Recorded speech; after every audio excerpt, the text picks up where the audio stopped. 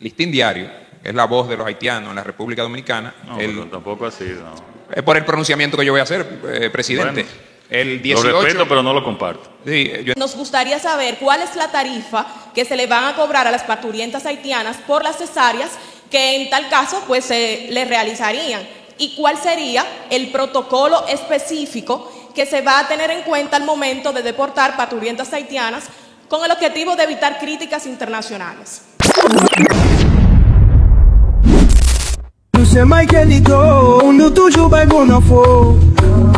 Messieurs, dames, la société, comment nous y est? Vraiment senti content pour me trouver encore une fois durant la journée en face appareil ça pour m'informer. Messieurs, dames, la société, dans la vidéo pour regarder là, ou pour comprendre bien, Michael Lito pour le faire comprendre bien, qui ça vraiment qui a passé en République Dominicaine avec Haïtiens, avec nouvelles mesures que le président Luis Abinadel lui-même lui prend pour protéger le pays contre vague immigration illégale des Haïtiens, et spécialement en République Dominicaine. Mais puisqu'on connaît une série d'échanges là qui baillent en pile haïtien, eh bien, d'y attaquer, yon nan yo toujours. Mais l'autre de yo, m'pas quoi la monter sous lui, Joël monter sous lui avec l'hôpital là. Parce que agriculture avec la construction, c'est apport haïtien yo bay dans l'économie République Dominicaine. Mais l'hôpital yo, maternité yo, et spécialement, c'est consommer haïtien yo même yal consommer pressuposto que gouvernement dominicain mette en place ou bien gagner pour que yo capable bay soin avec dominicain. Messieurs, dames, la société, nous partis pour une belle vidéo et m'a demandé nous s'il vous plaît pas déplacer. Pas déplacer, pour quitter nous temps de toute intervention et journaliste avec président Luis Abinadel et directeur général immigration et ministre santé publique là. Et spécialement, mais tout, ou pour loin qui Jean président Luis Abinadel voyait un journaliste en l'air pas attrapé, là commencer, on a qui commencé très racisme sans pas de de professionnalisme. Dans façon monsieur formuler question là pour le dire bon et Listín Diario c'est un journal qui défend haïtien. Nous parlons que Jean président voulait l'elle pas attraper mais qui nous tendait intervention président Luis Abinadel, directeur général d'immigration, ministre de la santé publique en République Dominicaine, et après on même m'a retourné pour me venir dire nous en gros qui ça yo même yo dit de mesures ça yo et pour un scandale nou qui était fait matin côté que yo té arrêté yon dame presque accouchée nous va attendre qui explication directeur général d'immigration bail et qui explication tout président Luis Abinadel lui-même li bail à propos de scandale ça qui lui-même té pété matin. On a apprécié ensemble intervention tout le monde sait que moi cette cité là. Buenas tardes, presidente Greco Herán. El Listín Diario es la voz de los haitianos en la República Dominicana. No, pero tampoco así, no.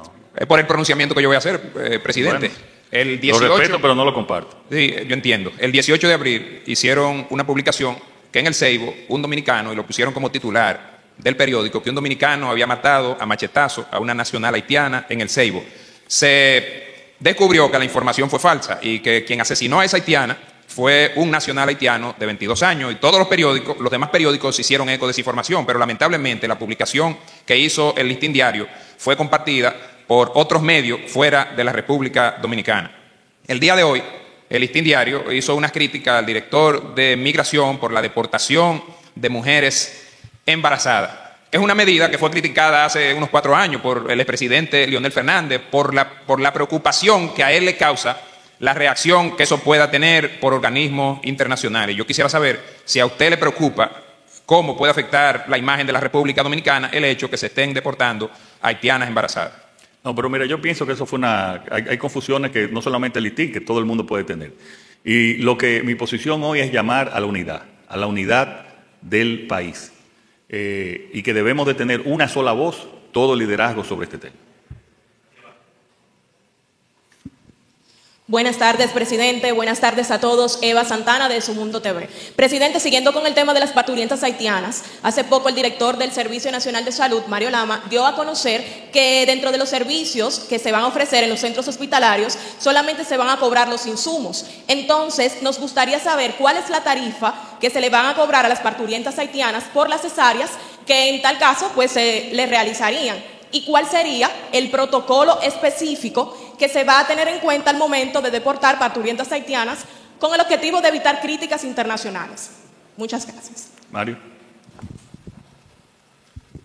Es importante que aclaremos que la parte de los honorarios asistenciales y administrativos están exonerados, porque esto abre la puerta a una serie de problemas que en este momento no son pertinentes.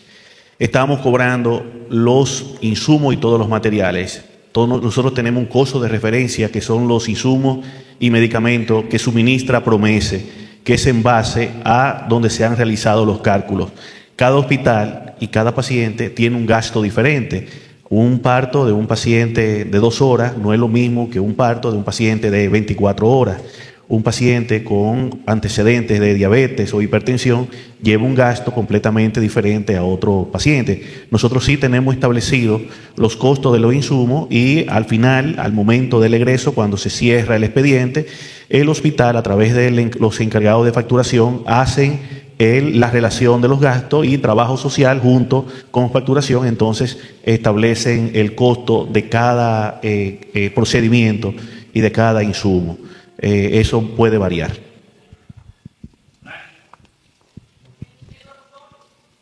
El protocolo, perdón, ¿puedo hacer la otra pregunta? Digo, esa pregunta del protocolo exactamente, para que te pueda responder exactamente. Sí, mi pregunta era, ¿cuál es el protocolo específico que se va a tomar en cuenta al momento de deportar parturientas haitianas? Porque hace poco dieron a conocer que una de las parturientas haitianas que se complicó y no pudo ser llevada a los centros de acogida. Entonces, ¿qué van a tomar en cuenta? ¿Cuál va a ser el protocolo general para deportar a las parturientas en caso de que se deporten? Bueno, señor, aquí tenemos un gran reto. Estamos comenzando. Inicialmente haremos operativos de recolección, pasar por el proceso de biometría y verificar cuál sería el punto fronterizo más práctico para el retorno de esa parturienta a su territorio. Ahora bien, esto es un proceso que vamos a ir llevando, vamos a ir perfeccionando en la medida que se va evolucionando con el tiempo. Y esa es hasta ahora lo que nosotros hemos determinado y hemos acordado. Pero el protocolo está escrito, hay un protocolo escrito, ¿verdad? Sí, señor. Sí, señor presidente. Hay un protocolo que establece todo el flujograma en cada caso. Sí. Está completamente practicado con los directores de hospitales. Y es importante señalar que entra en la participación de los encargados migratorios cuando ya el paciente está en condición estable, cuando ya hay un egreso. Todo paciente que llega con un caso inminente, con un caso que amerite la prestación de servicio dentro de la emergencia o dentro del recinto hospitalario está garantizado hasta el egreso, hasta que su condición de salud les retorna, y es cuando el encargado de seguridad del hospital se pone en contacto con el encargado migratorio para iniciar el protocolo. Sí. Buenas tardes, señor presidente. Franklin Guerrero, DN Digital. En las últimas semanas ha sido muy notorio en las notas informativas que suministra Migración y el Ejército de la República Dominicana como parte de las estrategias de apresamiento de los indocumentados, los que negocian su llegada a la República Dominicana. La reincidencia de personas que escapan a la persecución de las autoridades en la frontera y la repetición de los nombres que de nuevo vuelven y reinciden sin que la reincidencia para el Ministerio Público sea importante. Y por otra parte, la cantidad de vehículos que observamos en la fotografía que anexan a las notas informativas, de vehículos de alto precio, de 4 y 5 billones de pesos, utilizados para dar viajes a la frontera, a la parte limítrofe, y traer 20, 25, 30 o 40. La sugerencia pudiese ser que esos vehículos que son apresados en flagrancia con documentos del Ministerio Público que declara y testifica que ha sido así, que esos vehículos sean subastados regularmente cada 2 meses o cada 3 meses, para ver si es verdad que son retenidos para la definitiva, o si no, si se está produciendo alguna situación en el que esos vehículos vuelven y reinciden en seguir trayendo gente, o nuevos vehículos de alto precio de 4 y 5 millones de pesos que vemos en la fotografía de igual manera, Toyota Runner, principalmente Honda Accord, todos los carros caros están en la frontera transportando gente de la frontera para la capital o a la provincia cercana. Vicealmirante, sobre el tema de los vehículos incautados. Nosotros ahora mismo hay dos mecanismos. Cuando hay un sometimiento a la acción de la justicia, se presenta como cuerpo del delito. Cuando no hay un sometimiento porque la persona responsable del vehículo ha emprendido la huida, no ha sido capturada, entonces esos vehículos se retienen en la Dirección General de Migración, ya sea en uno de los centros de acogida que tenemos. En base a eso, cuando las personas se presentan, se coloca una multa y esa multa es pagada. Pero ¿qué ha sucedido? Nosotros estamos llevando a cabo investigaciones porque a raíz de todo este complejo problema han surgido una serie de empresas rencar que son las que se dedican a alquilar una gran parte de los vehículos que son utilizados para estos fines. Nosotros en coordinación con el J2 del Ministerio de Defensa y la Dirección de Inteligencia y Migración tenemos una investigación en curso y hemos identificado rencar en algunos lugares de 2 vehículos y eso ha estado en manos de algunos investigadores. Eso también lo hemos conversado con la magistrada Jenny Berenice Reynoso y con la magistrada Bejarán también, que es la de trata y tráfico de personas. Y doy la información, salvo que era una información clasificada, para que la gente entienda el nivel de esfuerzo que se está haciendo aquí para contrarrestar ese ilícito de la migración irregular. Y es una línea que hemos nosotros asumido bajo la directriz de nuestro presidente y no vamos a descansar hasta que no logremos realmente convicciones que duelan y que sienten un ejemplo a todos esos malhechores que se dedican a ese tipo de actividades.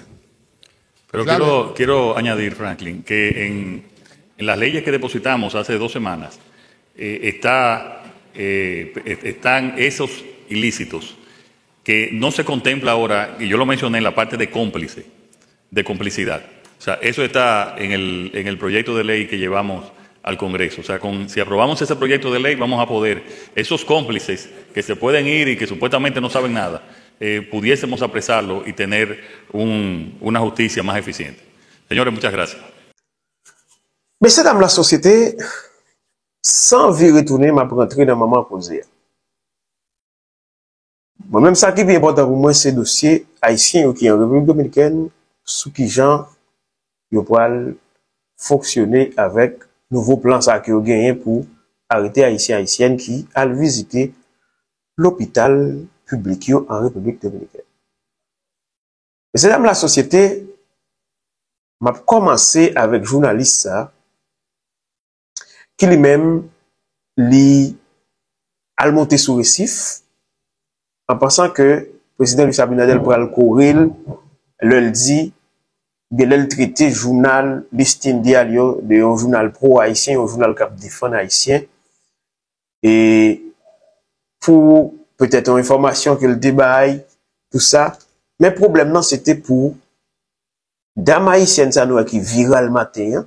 C'était un journaliste qui est le Nicole qui travaille pour Listing Diario qui était filmé et événement dans la maternité ça.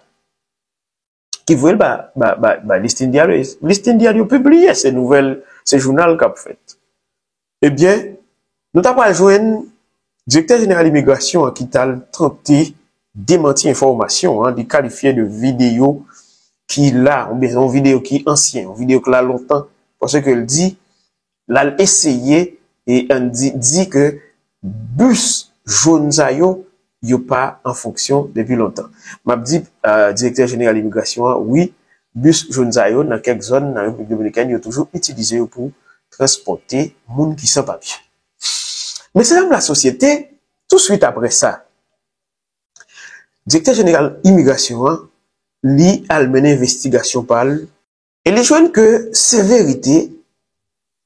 Donc, puisque c'est vérité, l'obliger laver tête li parce que c'est vrai, il a cherché déporter moun, il a cherché réduire quantité haïtienne qui qu'on a prendre soin dans l'hôpital public, spécialement dans la maternité, mais il a veillé tout pour que l'international pas fixer projecteur sur yo et que pour yo al descendre dans quantité et dans niveau touriste yo arrivé là si yo a bay un traitement qui inhumain avec moun qui enceinte pour l'accoucher et puis la ka du pour yo qui ça a fait selon sa directeur général immigration dit jusqu'à ce que ce dame ça t'a vinn démentir yo fait agent immigration descend avec dame dans bus là et mène l'hôpital là et dans moment côté yo a record vidéo ça selon sa directeur général immigration a dit dame dans l'hôpital là la prend soin et lorsque il fin prend soin yo pour le payer ça pour yo payer avant d'arriver dans quantité comme moun yo pour le payer l'hôpital pour genre de service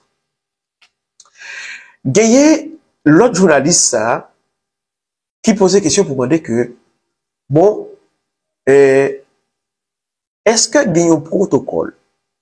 Est-ce que il y a un mécanisme dans le moment où nous pourrons déporter patrouillantes haïtiennes, alors femmes haïtiennes enceintes, parce que pour ça qui passe ce matin, il y a déjà connaît yeux international capable de fixer sur eux et qui pas bon pour image pays.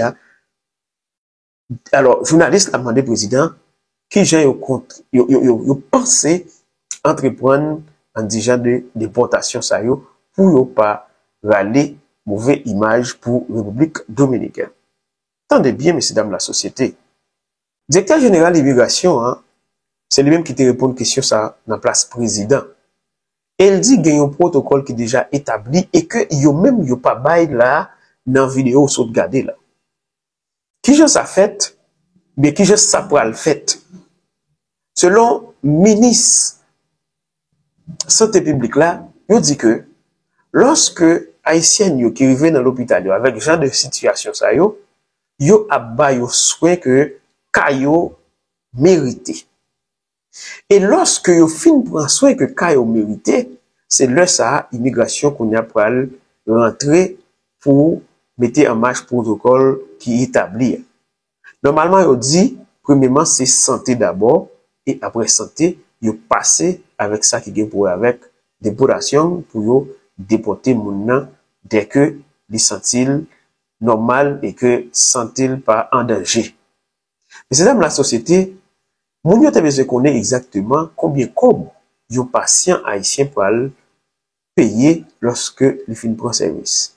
Eh bien, président Luis Abinadel avec ministre santé publique là yo clair sur ça yo dit que service là pas payé.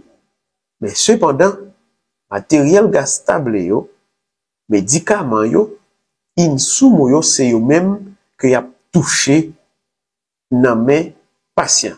Et qui je ça fait, c'est pas personnel et médicaux qui sous place là qui pourra toucher ça. OK? C'est l'autre entité qui là qui pourra toucher ça. Et yo dit qu'à chaque monde a différent. Par exemple, yon moun qui souffre diabète, par exemple, qui arrive avec yon ventre l'hôpital là, li pas même genre avec yon moun qui pas gen problème santé qui grave, ok, pour yon t'arriver pour dire bon, mais y a mettons tarif pour yon dire bon, y a touché tant dans main haïtien. Ministre santé publique a dit non, c'est pas comme ça lié.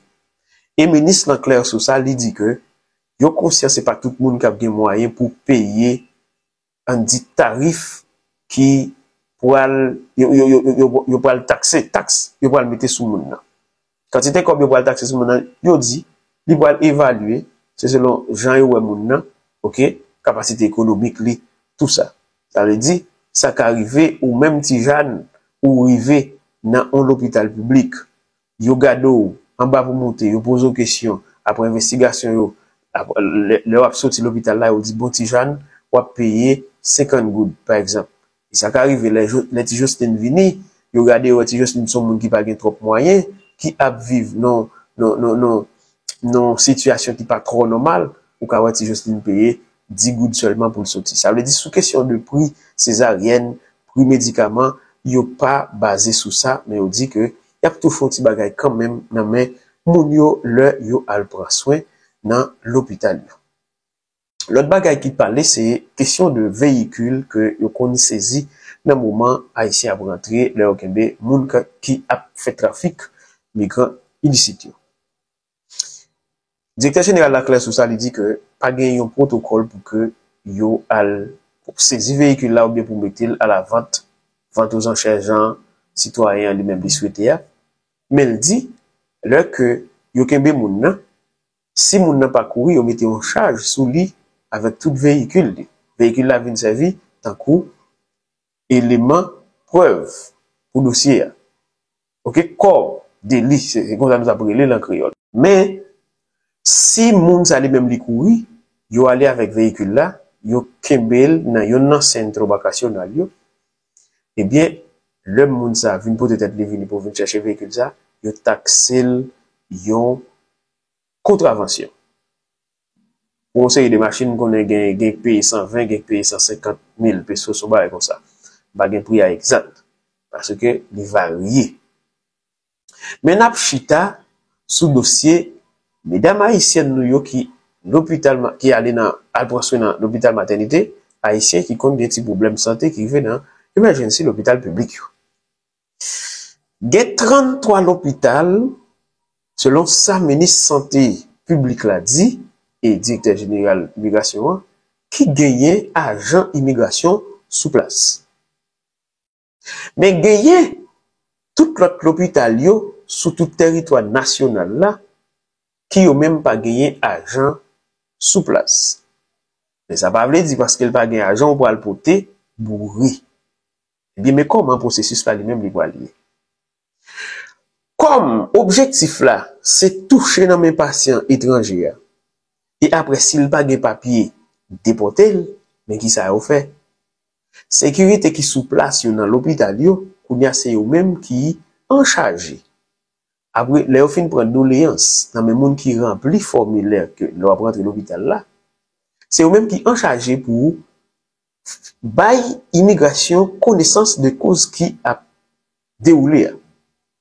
C'est sécurité ça yo qui relève immigration qui dit bon nous saute bail soin avec tel patient et tel âge mais situation migratoire citoyen ça n'a besoin pour venir sous place voyer backup pour Karine prend un homme ça pour moi ou bien citoyen ça pour moi c'est comme ça a pied mais soin hein, selon le directeur général de l'immigration c'est le président Luis Abinadel selon le ministre santé publique là yo pas pour refuser ou malade pas besoin de mourir la caille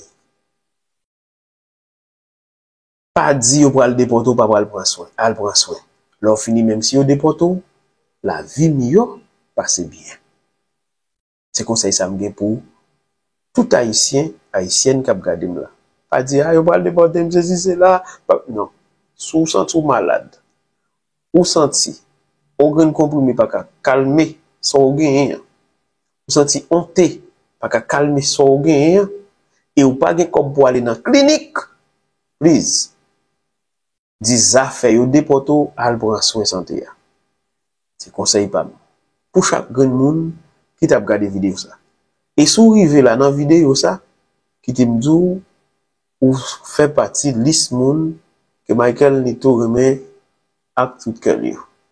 Donc, à ce rendez-vous pour une prochaine vidéo. Et à bientôt.